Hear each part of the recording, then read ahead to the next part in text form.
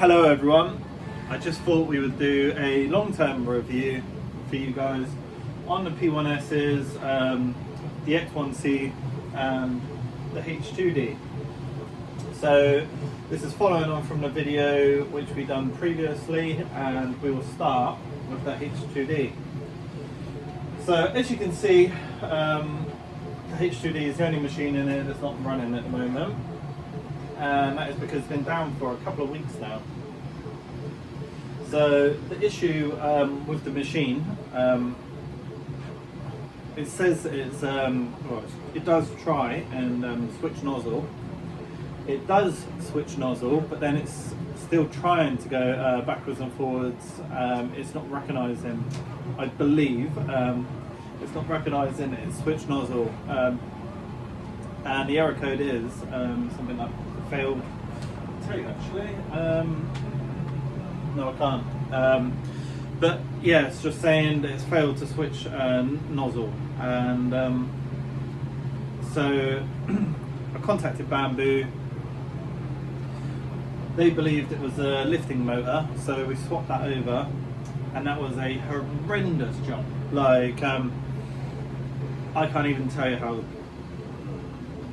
shocked I was. How, yeah. So it took hours to do that. You had to completely disassemble the tool head, like front and the back. Take off the chain guide, all the PTFE tubes, some plastics around the printer on the inside. Take out some wires. Take out two PCB boards, all these ribbon cables, and yeah, the motors, and just so much. I was blown away by how difficult it was. Anyway, so then that isn't the issue. So they've said they'll send out another tool head for me, which I received yesterday. Now, I'm hoping, oh, that's not even funny. I'm hoping there's been a mistake, because they've sent out a bare tool head. So that means they want me to go through everything I've just been through and some more, to sort of all the broken stuff on there, or something that's broken on there, and switch it over to a new tool head that is completely bare, and somehow they believe that that's going to fix the issue. Obviously, I do not think that that's going to resolve the issue at all. I have zero hope in that, and in fact, it could possibly cause more trouble, because it's such a long job. Something else could go a cropper doing it. So anyways, I have messaged Bambu back, and we will see what's become of that. So this machine is on 2,500 hours now, so that is more, I would say, than a normal person would do in a year or two, the average person. We've done that in about 3 or 4 months or something. This is really costing us being down, and I was going to get another H2D, but after seeing how complicated the tool head is, like how unnecessarily complicated the tool head is, and how difficult things are when they go wrong, it's definitely made me question getting another H2D. I don't think I will get another H2D, and I certainly will not be getting a H2C after this. So that has really put me off, and this is sort of a heads up, I guess, for anyone that is thinking about which printer to buy, or maybe you have got a P1S or a H2S or an X1C and you're thinking about getting a H2D or a H2C, I cannot say honestly that I would recommend the machine. I'd recommend the H2S. I don't have an H2S, but how overly engineered and complex the system is on this, and when things go wrong, yes,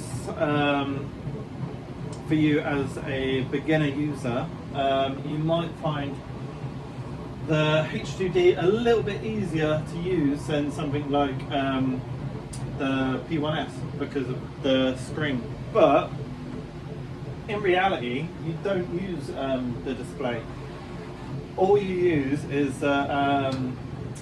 Bambu Studio on your PC or whatever you use. Obviously, you've got as well the Bambu Handy app on your phone. There is really no need for that screen. The only reason I got this was because due to the build plate, the size, and the dual tool heads. But yeah, well, the dual nozzle is not actually a dual tool head, sort of is. Anyways, so on one hand, I can say, well, if you only plan on having it for a year, yeah, and you're going to flog it before you get to sort of 2,000 hours, maybe roll the dice on it. It's been a pretty awesome machine until now. Yeah, but when things do go wrong, they go seriously wrong. And it's such a pain in the ass to sort out. Like, it really has left a sour taste in my mouth. So, we'll go on the other end of the spectrum now, and the P1Ss. We've got over, let's say, 20,000 hours on these types of machines, and in reality, all that's needed changing or replacing approximately 5 nozzles, I'd say, in all that time. So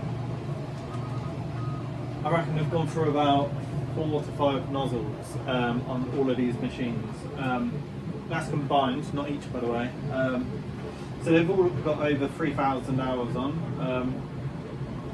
I never touch the screens. We just leave them on here, printing hours on display.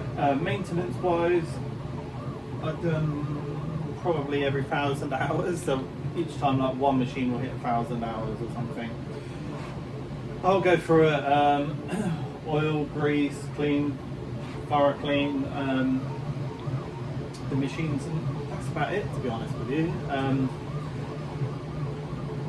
And the reason as well we didn't get the P2Ss over the P1Ss, changing a nozzle is not difficult. With the quick change nozzles, I really don't see that as being a selling point for me, and I can't imagine why it is for anyone else, to be honest with you. They're held in by 2 bolts. It's an Allen key, which they supply you anyways. It is so quick and easy to do. Yeah, I don't see why that is a selling point. Also the P2S, what else has got a better display, but like I said, I couldn't give a monkeys about the display on these machines. We really don't use them. And as well with the ones we've swapped as well, I just got the ordinary AMSs. I didn't waste my money again with the AMS2s. The AMS2s, I know they got better motors, allegedly. I've not had a motor fail yet, touch wood. Yeah, on any of the original AMSs which we've had. And like I say, they've got thousands of hours on now. So we do use them thoroughly. All that I really print is PETG, so no abrasive filaments. We would rarely use a cardboard spool as well, so I don't know if that makes a big difference. Yeah, but apart from a PTFE tube wearing, there is very little problems we've had with the AMSs. And yeah, so the AMS2, they got the drying function, but we dry everything prior to going in AMS anyway. We use the Sunloop S4 and S1 filament dryers. Yeah, I don't know. I'm baffled really as to why anyone would choose AMS2 over the original AMS. So they are a little bit more, like I say, herky-jerky. The motors are supposedly better in an AMS2, but for the money, I'll just choose basic AMS and yeah, P1S combo. I do not believe you can get better value for money on the market nowadays, so it's not going to be around for much longer, I bet. Yeah, so the only thing that we do change on the P1S actually is a nozzle wiper. So we get a ByQ nozzle wipers. Yeah, just look at the Panda range and you'll find them in there. And actually we have changed the lights in a few, so you can see this one we haven't got round to changing, that one we haven't got round to changing, or that one actually. So yeah, a couple of them, a few of them that we have. And I mean, you haven't got to change the lights in them, but I definitely would do the Panda brush. So that is my little ramble. Will I get the H2D again? Unlikely. I'll get another one. We will see.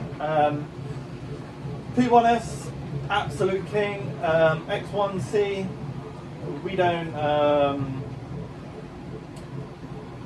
don't use auto flow calibration, so it's not here nor there. We don't print a lot of engineering filaments, and if we did, if that was working, I would use that. That is why that's there. But yeah, so for most people, I think the P1S will be the printer of choice. I'd recommend that to anybody, and over any printer, or over a lot of printers, depending on what your need is and whatever.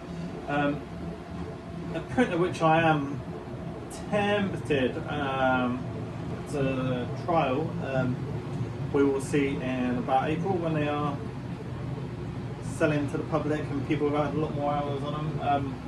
But the Snapmaker U1, I just believe that the tool changer is a lot more simple in theory, and if parts go wrong, a lot easier to change than this dual extruder.